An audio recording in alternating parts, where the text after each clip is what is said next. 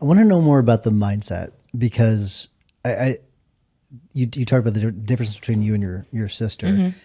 I wonder, like, you encounter a roadblock, and what's your initial thought? Like, where does your brain go? How can I fix it? How can I solve it? How can I improve this? How can I pivot?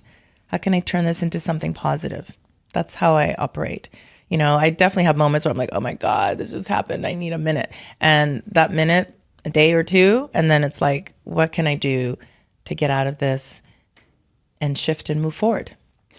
Was there a shift? You mentioned shift. That's the word I was going to use. Was there a shift at some point where you turned this on, where you learned this, or was this something that you've always had?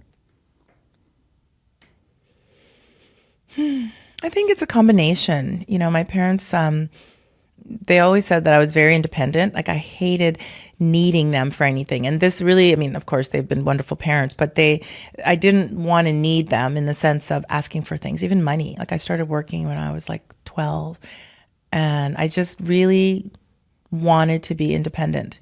And I felt like I had to take care of myself, I think. And that's that early child experience where even I was surrounded by a whole village of family and friends.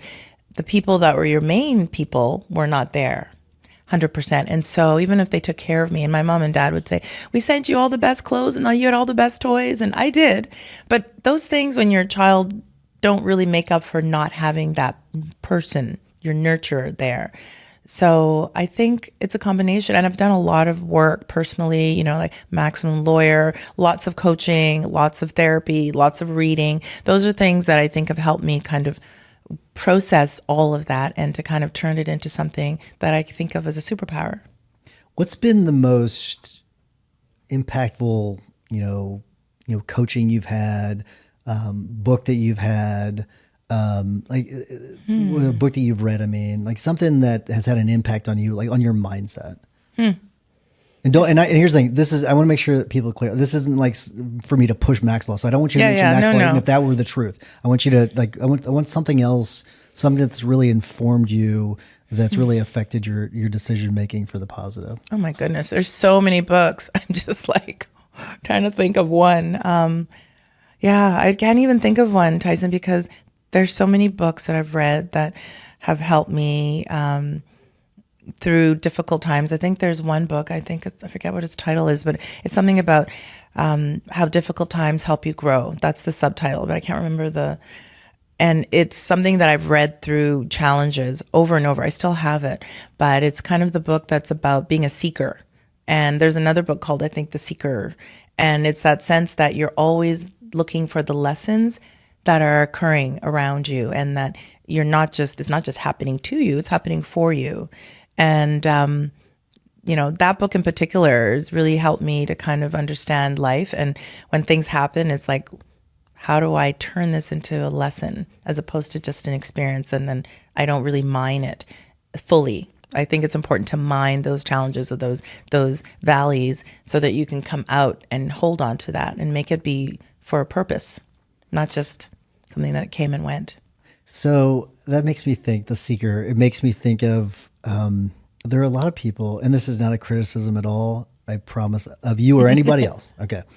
But I do sometimes see people where they go out and they go to a bunch of conferences, they take a bunch of courses, they learn all this information, but they don't do anything with it. Mm-hmm. And I wonder, with you being a seeker, if it has inhibited you in taking action. No. I'm very big on action, sometimes almost too fast. I think sometimes my team would be like, oh my God, she's back again with another change. But I implement. And I think that's the biggest thing that I get out of a lot of the work I've done is you can read it all. And I have read a whole bunch of stuff and I have done a lot of things. But I think it's important to implement and figure out how you can bring part of it into your life, And so I'm not perfect by any means, but I definitely try to take something out of every experience or every opportunity to learn and think about how I can add it to my whole platform of things that help me kind of move through life.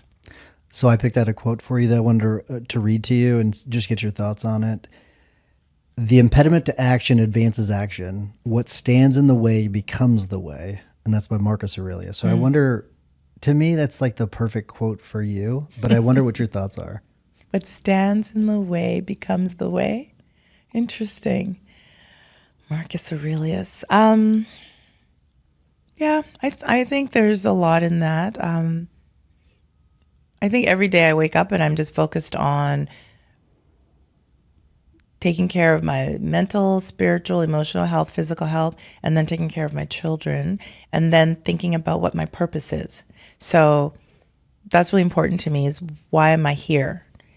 And how can I make today better than yesterday? That's a big thing for me. And I think people who aren't growth minded, I'm not interested in. I just feel like I want people around me that feel that same passion to do better.